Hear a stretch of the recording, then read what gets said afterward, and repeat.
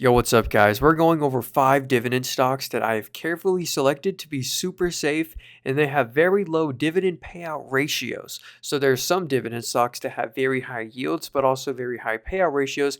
They don't really have room to grow their dividend, while these dividend stocks, they have sometimes a 20 to 30% payout ratio, where if they organically grow their revenue, they could easily double or triple their dividend in the next couple years.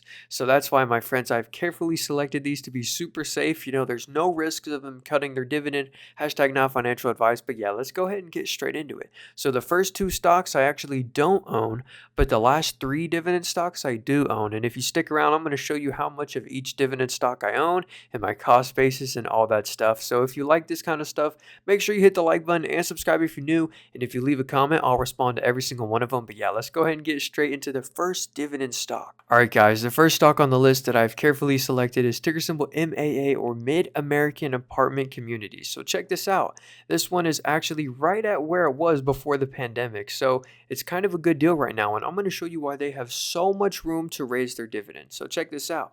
Right now, they have a dividend yield of 4.47%, which is a great yield. And this stock is actually a real estate investment trust, so they have to pay out this dividend by law.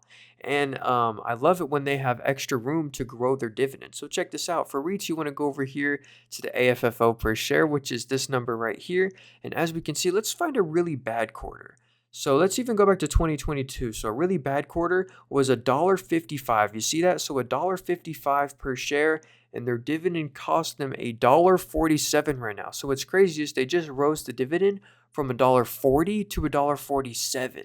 And look at the dividend growth before that. It used to be $1, literally just $1 in 2021, and it's now $1.47. So that's some easy math. That means they rose the dividend 47% since 2020, and they never had to cut their dividend during the pandemic, which is a great sign. That means they're resilient. So check this out. Let's go over here and actually break down the numbers. So look at this. They make on a bad quarter, like we said, $218 million.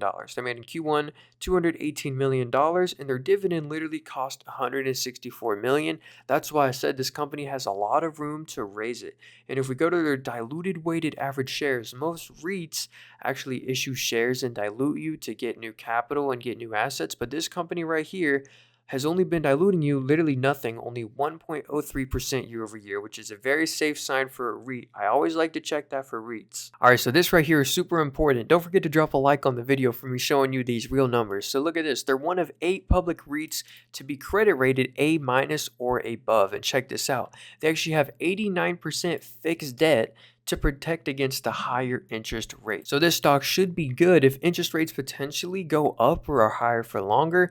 They should be pretty insulated because 89% of their debt is at fixed rates. So yeah, let me know what you think about this REIT in the comments.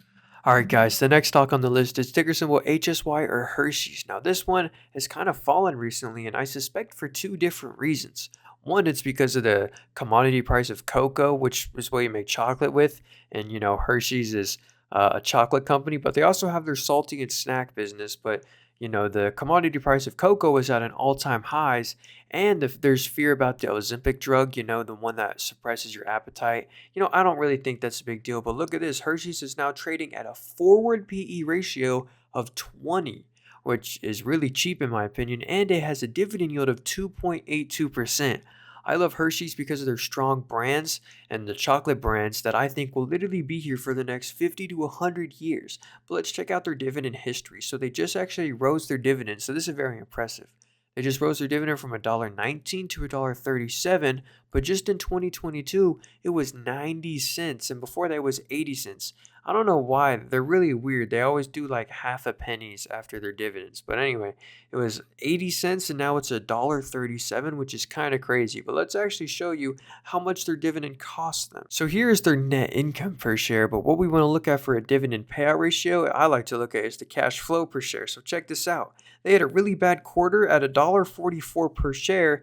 Their dividend's $1.37, so they can still easily afford the dividend even on this really bad quarter, because they sometimes make close to $4 per share in free cash flow. And here is it on a net income basis. But let's actually break that down here. Oh, and this is good too. So look at this. Their assets have grown from 1 year ago, and their assets to liabilities ratio has shrunk, which is really good. That means you now own more equity in the company, and you should be getting a higher ROE. Anyways, let's check out their cash flows down here. So look at this. It was down 35% on this bad quarter at $294 million.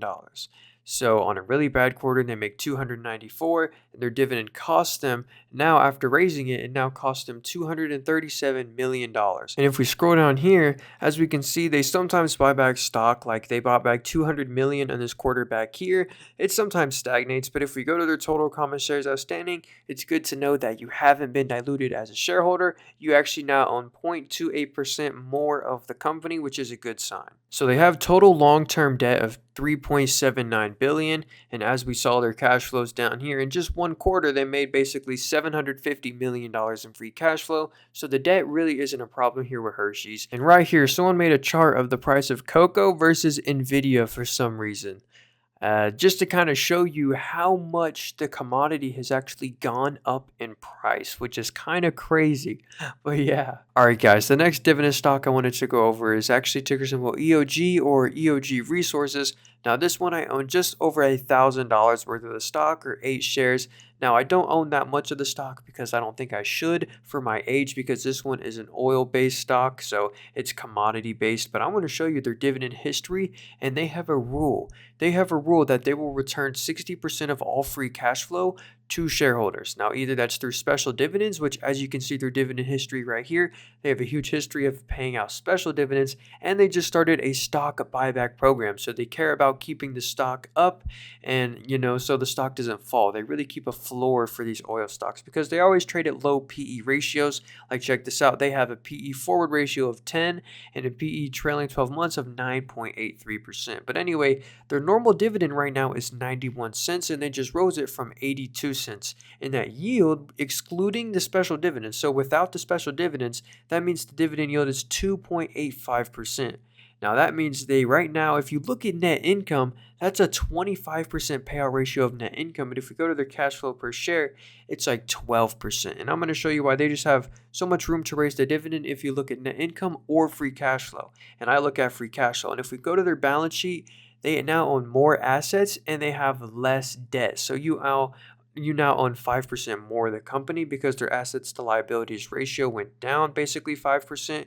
But I want to show you this number right here. So even down 47%, they were making huge premiums back in 2022. But right now, we'll just say we'll even go terrible. Let's say they make $2 billion. All right, so you see they made 2.28. Let's just say they made $2 billion. All right, if we go to their cash pay dividend, their normal 2.8% dividend cost them $480 million. Why does it say $1 billion all these quarters? That's because they're paying out special dividends almost every single quarter.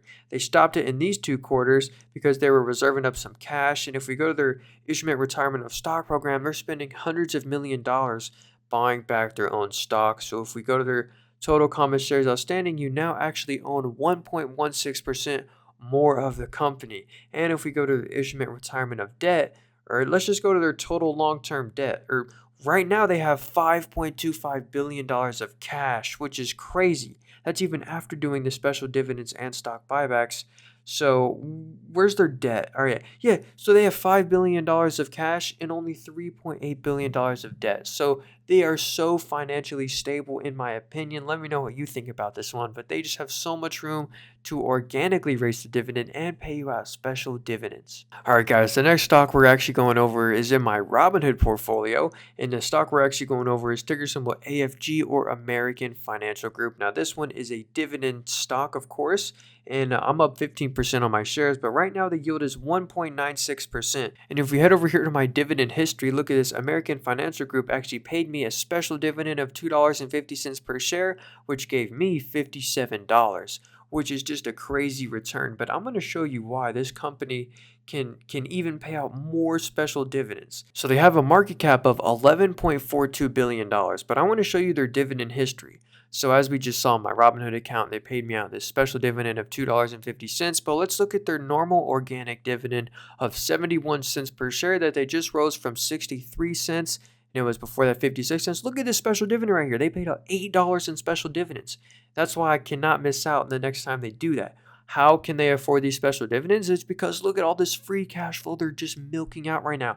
They made $9 per share in the most recent quarter, $8 per share before that. And if we scroll out, their free cash flow per share has almost never been negative. So they are actually just a cash flow machine. And that's just cash flow per share. Look at net income per share. As we can see, there's never been a negative quarter except the 2020 pandemic. But ever since then, they have still just been super, super profitable.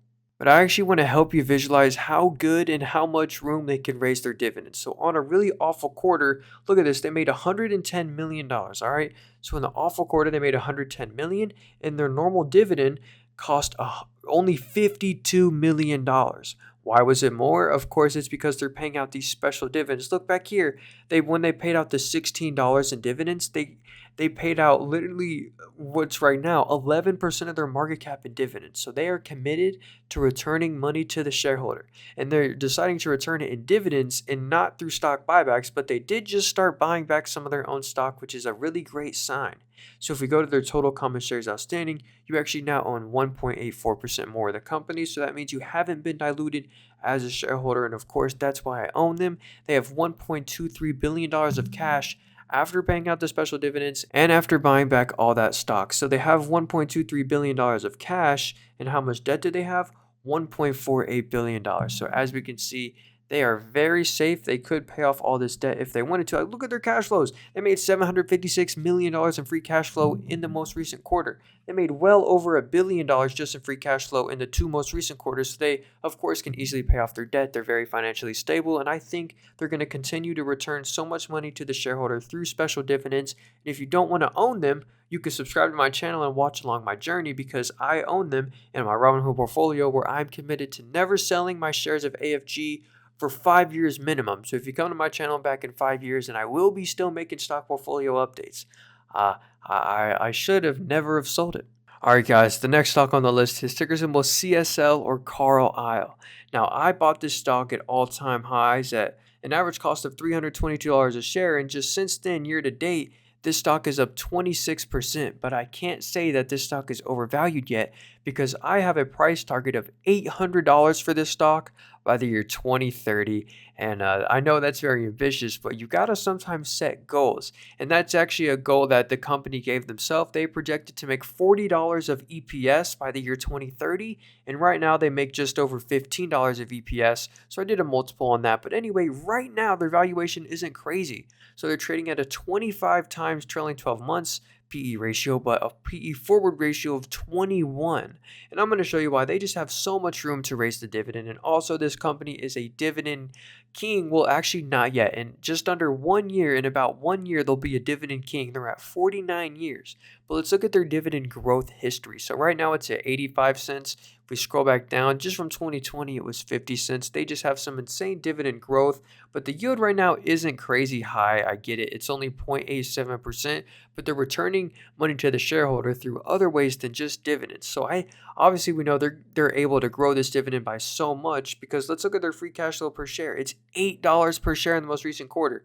So $8 versus 85 cents, that means they could 10x it. But that's just one quarter. If we go over here and look at Q1, they only made $2.94, which is still a very safe payout ratio for that quarter. It's a very safe payout ratio.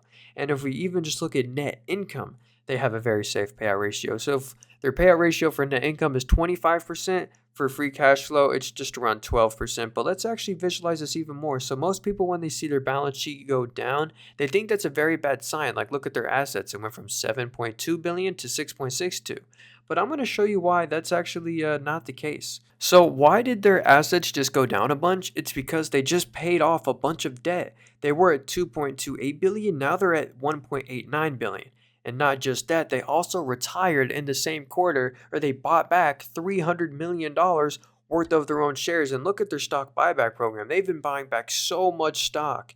And if we go to their total cash paid dividend, remember how they were spending $300 million a quarter in stock buybacks? Their dividend literally only cost them $41 million. The quarter before this, it cost $42.1 million. It went down because there's not those shares to pay out. It's because they've been buying back their own shares. So you actually have been getting a 7% non-cash dividend yield over the past year. because they bought back 6.9%, basically 7% of all their shares outstanding compared to 1 year ago. So that's why I think this stock right here is the ultimate dividend growth stock. I'm super bullish about the future, and I get that it's really overvalued right now. So I don't know if I would recommend you buying it at all-time highs. But I said that right at my cost basis line right here. So yeah, I hope you guys did enjoy the video. Don't forget to drop a like on the video. It really would help me out a lot. And if you leave a comment, I'll respond to every single one of them. But yeah, I hope you guys have a great rest of your day.